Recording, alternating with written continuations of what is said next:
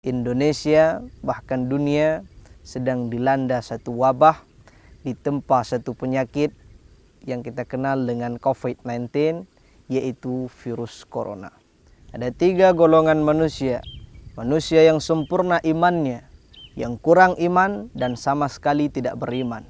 Responnya berbeda.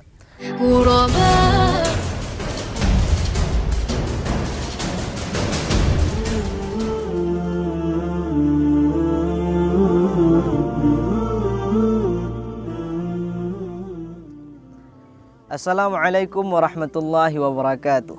Alhamdulillah, Allahumma salli ala Sayyidina Muhammad ibn Abdillah wa ala alihi wa sahbihi wa mawalah. Sahabatku yang dimuliakan oleh Allah, Al-Imam Ibnu Athaillah As-Sakandari dalam kitabnya Al-Hikam mengatakan, Ma min nafsin tubdih illa walaka qadrun fi kayumdih.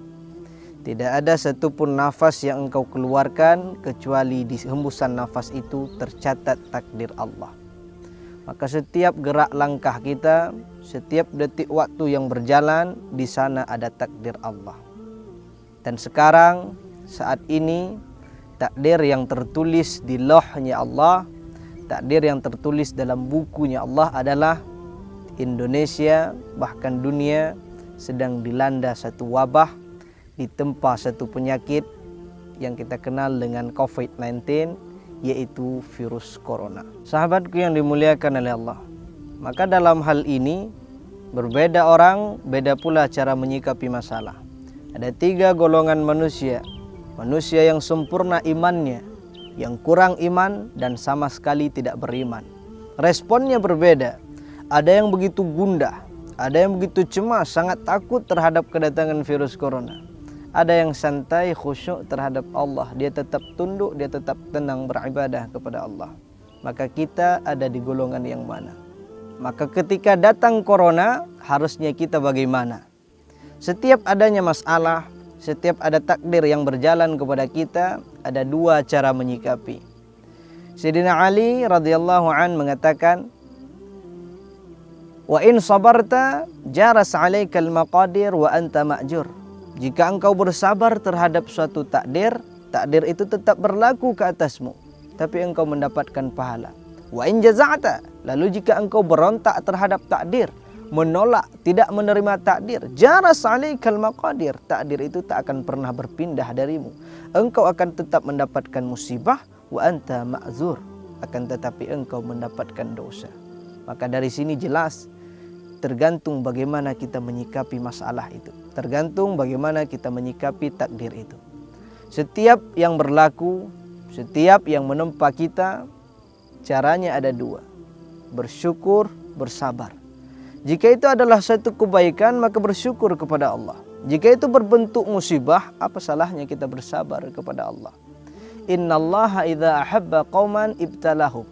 Bukankah Rasulullah mengatakan bahwa Allah jika sudah mencintai seseorang, jika mencintai suatu kaum, seorang hamba, maka Allah akan menguji dia. Allah kirimkan bala, Allah kirimkan musibah, Allah kirimkan ujian. Sanggup tidak kita mencintai Allah dalam keadaan mendapatkan wabah? Sanggup tidak kita mencintai Allah dalam keadaan diterpa musibah? Sahabatku yang dimuliakan oleh Allah, maka yang harus kita lakukan saat ini adalah bagaimana bersabar menghadapi masalah ini. InsyaAllah Allah akan angkat penyakit ini, Allah akan angkat wabah dan virus ini dari negeri kita yang tercinta. Rasulullah SAW mengatakan, Ajaban li amril mu'min. Betapa ajibnya, hebatnya perkara orang mukmin, hebatnya takdir orang beriman. Kenapa? Karena jika ia mendapatkan kebaikan, dia bersyukur, dia mendapatkan pahala.